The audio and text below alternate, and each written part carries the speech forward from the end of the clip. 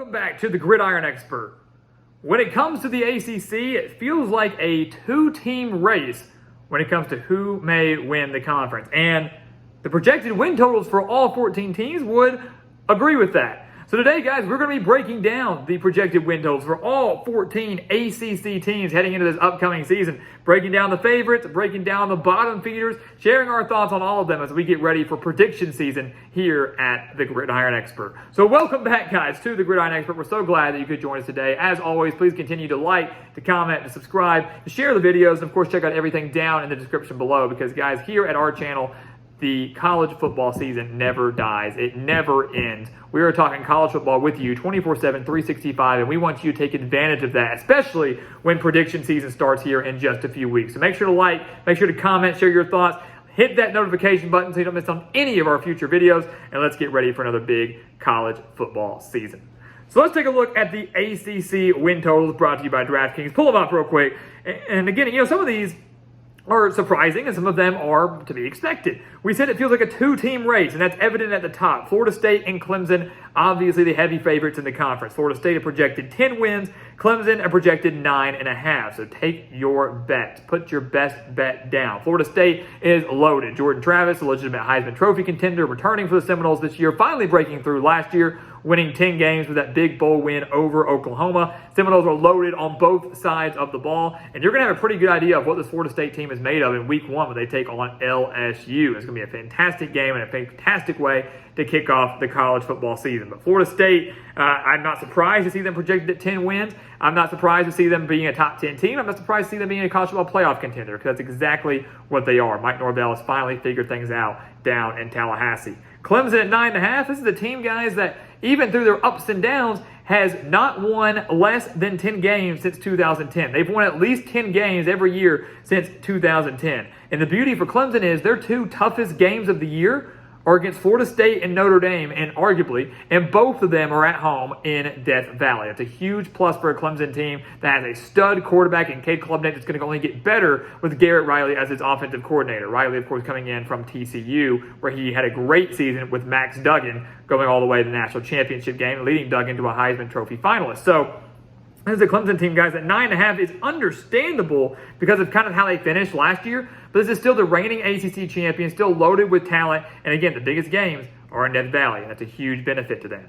The ACC runner-up from last year was North Carolina. They are projected at 8.5 wins. Of course, have one of the best quarterbacks in the country again in Drake May. There's no doubt about that. But the defense is a major concern. It was bad last year. The question is, has it improved this year? For UNC to hit their over, they're going to need to start strong because the beginning of the year is tough. Open up the season against South Carolina and Charlotte, then they host a good App State team, host a solid Minnesota team, and then travel to Pittsburgh. The first four games are tough, and a 2-2 start through those first four probably wouldn't end up with North Carolina hitting the over, especially when they still have a road game at Clemson later on in the year. So those first four games, the first third of the season will be very telling for UNC and what kind of season they could have under Mac Brown.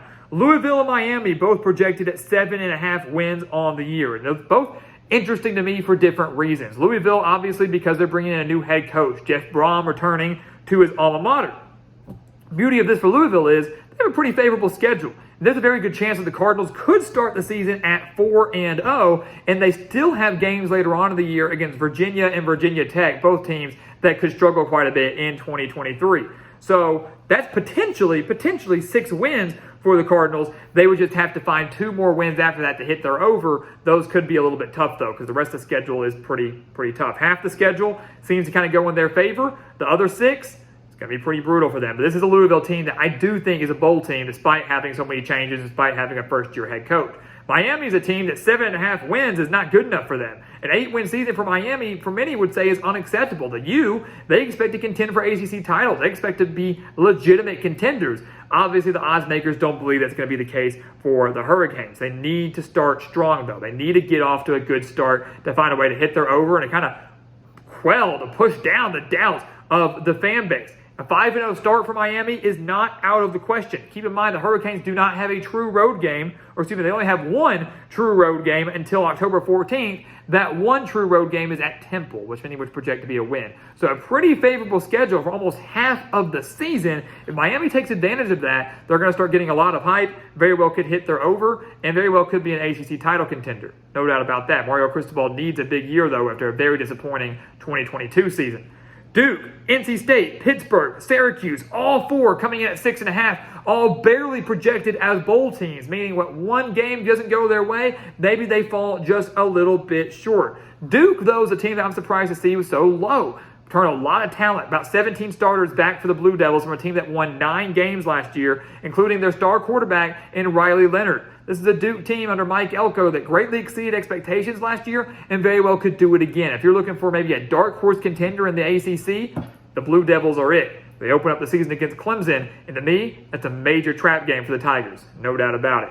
NC State, 6.5 wins. Dave Doeren typically gets the most out of his Wolfpack squad, but obviously this is a team dealing with a lot of key changes as well.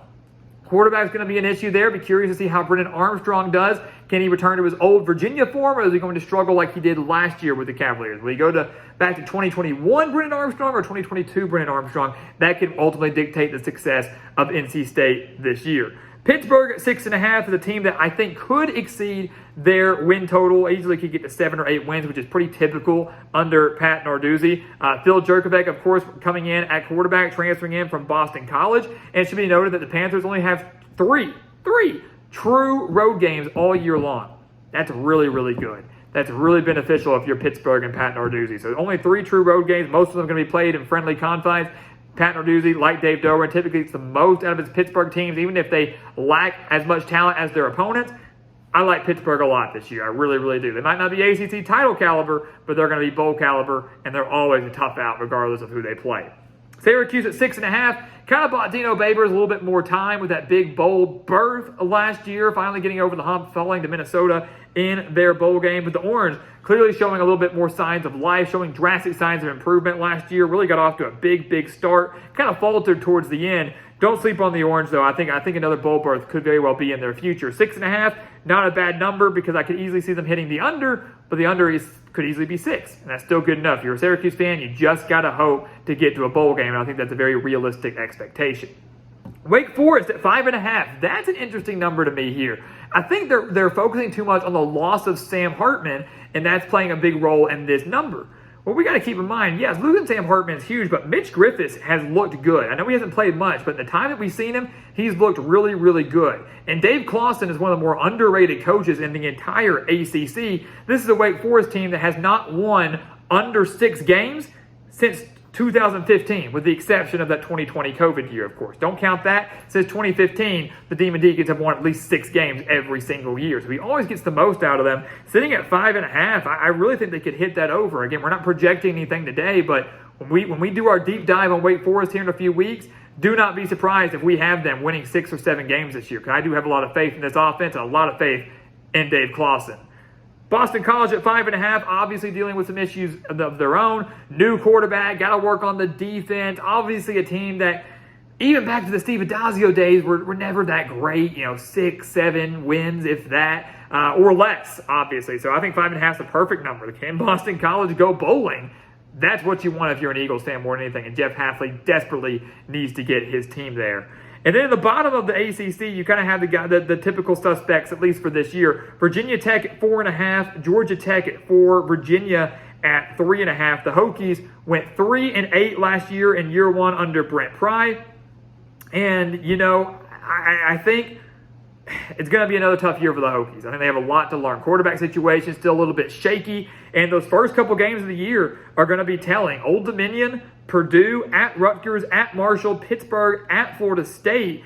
It could be a rough start in those first 6 games, that first half of the season for the Hokies, where, you got to hope they win at least 3 of those if you're a Virginia Tech fan. That could be hard to come by. 3 wins in those first 6 games could be tough to come by. That Florida State game on the road, more than likely going to be a loss, which means you've got to win 3 of those previous 5, and that's going to be pretty hard to do. So Virginia Tech at 4.5 feels like a good number, but I wouldn't be shocked if they hit the under there. Georgia Tech, new head coach in Brent Key, kind of got a lot out of his team towards the end of last year. That's why the interim tag was removed for him, and he got to become the permanent head coach for the Yellow Jackets. Obviously dealing with some issues that was left behind from Jeff Collins, but I think you're going to see Georgia Tech. They might hit their right at the number. They might hit right at 4, but they're going to be a tough out. You're going to see his team, the Yellow Jackets, give you everything they've got week in and week out. They're no longer going to be a pushover, kind of like they were during the Jeff Collins era. And then Virginia, many believe it to be the worst team of the ACC this year. Tony Elliott needs a big year. Year one did not go as planned. Obviously, was riddled with some injuries, riddled with just a bunch of other issues that Virginia was dealing with. Now have a bad quarterback situation, and Tony Elliott needs a decent year, at least to show some signs of improvement, to show, hey, I am the right man for this job. Year one was laying a foundation. Year two, we might not be an elite contender. We might not even make a bowl game, but we're trending in the right direction. Year three is when we might break through. 3.5 wins, though. That might be a little too much to ask. The Virginia schedule is tough, and they don't have a lot of talent. And that week one game against Tennessee could get ugly really, really fast. So there you have it, guys. Those are your ACC win totals brought to you by DraftKings heading into 2023. Very interesting numbers here. A couple value plays I really, really like. We kind of shared a few with you today. We'll share a few with you more with prediction season, and we'll share a few with you more on our website, thegridironexpert.com, through our expert picks. You do not want to miss out on that. But get ready, guys. The ACC is going to be a lot of fun. We say it might be a 2-team race. Someone in those other 12 teams is going to emerge as a legitimate contender. It's just a matter of time before we find out who that will be.